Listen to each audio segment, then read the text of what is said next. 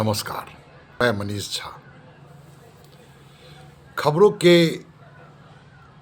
इस सफर में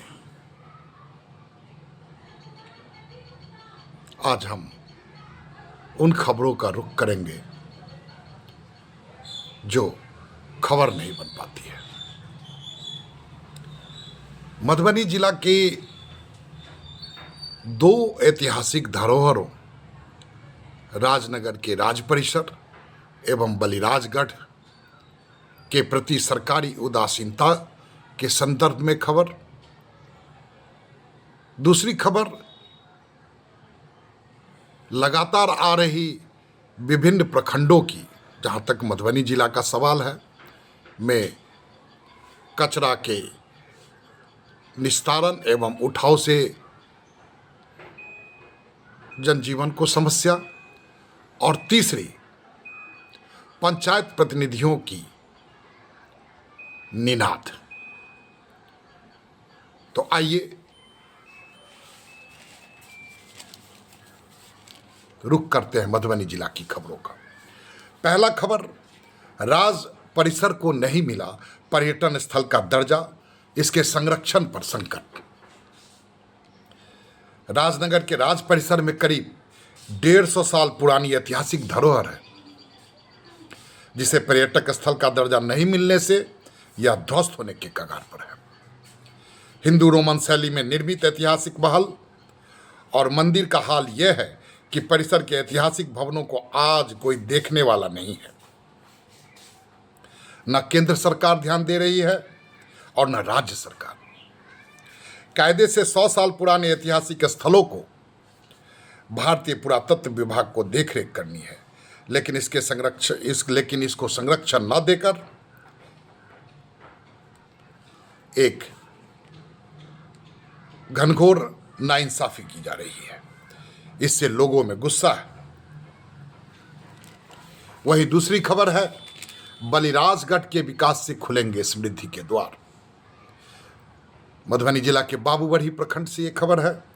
प्रखंड क्षेत्र अंतर्गत ऐतिहासिक महत्व की धरोहर बलिराजगढ़ की खोज करने वाले तत्कालीन अंग्रेज एसटीओ जॉर्ज ग्रियर्सन ने गढ़ के बारे में इतना तक कहा था कि यह धरोहर महज गुमनाम गुफा में कैद होकर रह गया है।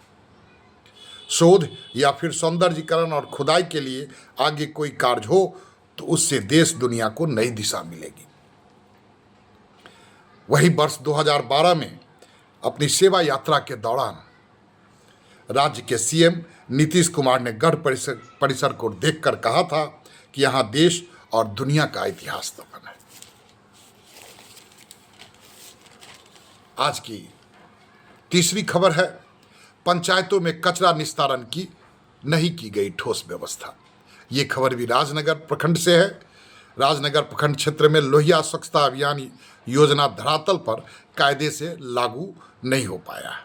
टोला मोहल्ला व बाजार क्षेत्र एरिया में जहां तहां कचरा फैले रहने से यह योजना फ्लॉप साबित हो रही है, जिस कारण स्वच्छता कर्मी जहां तहां कचरा फेंक रहे हैं। ग्रामीण लोगों की माने तो पंचायतों में वार्ड स्तर पर जमा हुआ कूड़ा कचरा को नहर, नाली व सड़क किनारे बने गड्ढे वगैरह में फेंक देने की बात कही गई है, जिसके सड़ने से आसपास में वायु प्रदूषण की संभावना बन रही है। वहीं आज की तीसरी खबर है, पंचायत प्रतिनिधियों के संदर्भ में ये अगली दो खबर।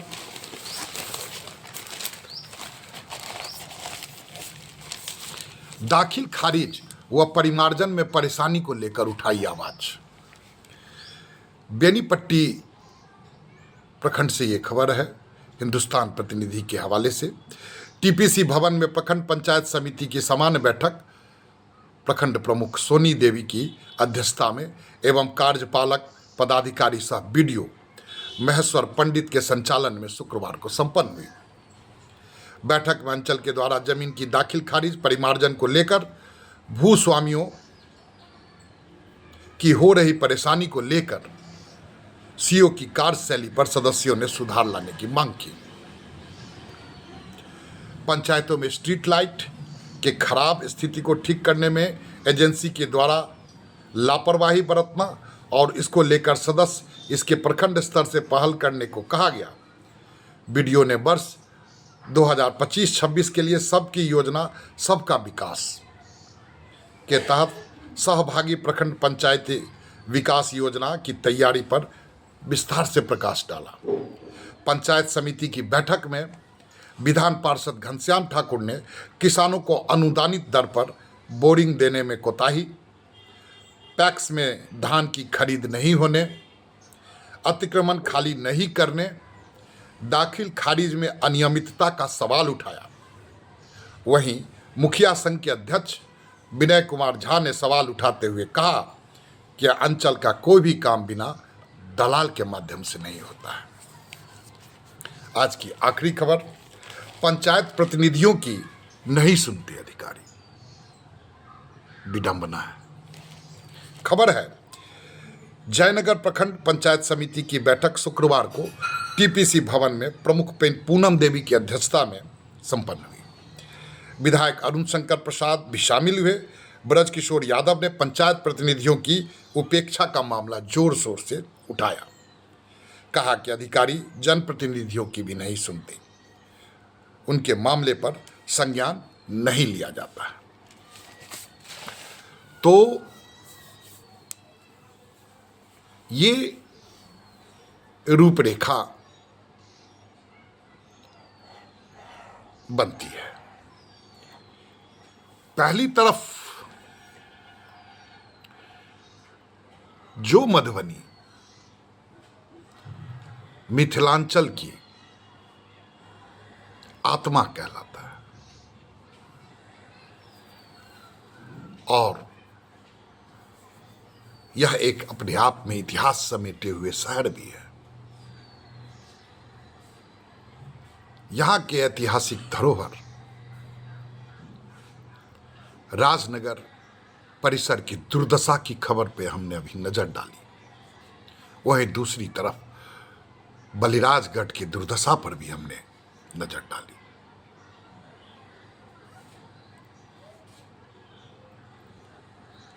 मधुबनी जिला अपने आप में विकास की राह जोह रहा है।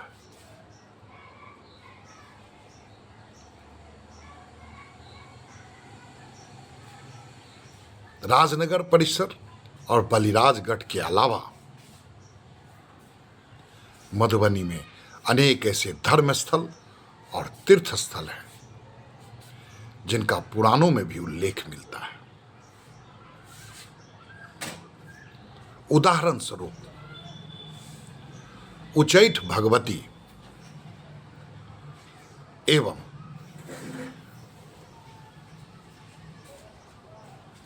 महाकवि पंडित कालिदास की जन्मस्थली, इन सब स्थलों पे सरकारी मानसिकता स्पष्ट हो तो एक विस्तृत पर्यटन विकास की रूपरेखा तैयार की जा सकती है।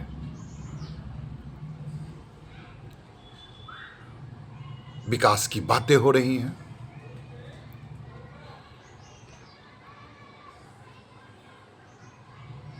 कागजों के पुलिंदे प्रस्तुत किए जा रहे हैं,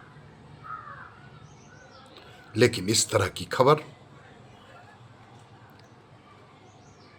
मन को आंदोलित करती है। जिस शहर के गर्भ में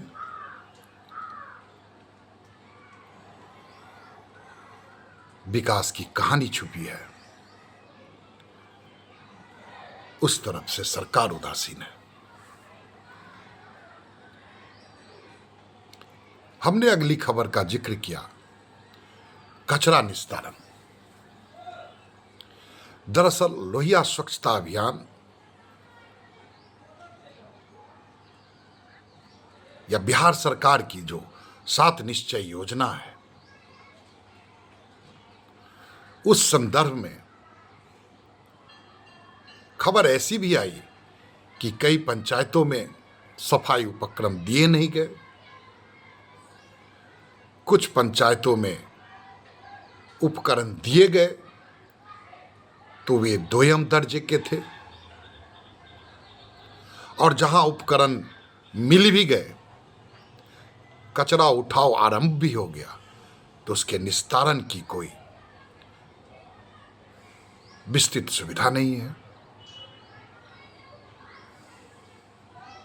किसी योजना को लागू कर लेना और किसी योजना को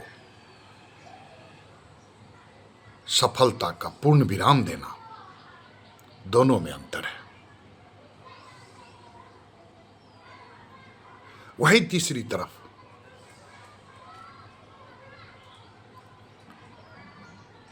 जो हमारा प्रजातंत्र पंचायती राज का उल्लेख करता है, और हम भारतवासी इस पर फूले न समाते हैं, उन पंचायत प्रतिनिधियों के हवाले से खबर है कि उन्हें या उनकी बातों को अनसुना कर दिया जाता है। पंचायत प्रतिनिधियों की अनदेखी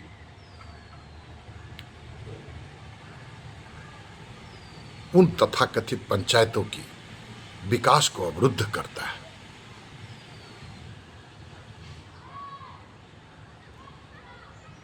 विकसित गांव ही विकसित राष्ट्र का निर्माण करेगा।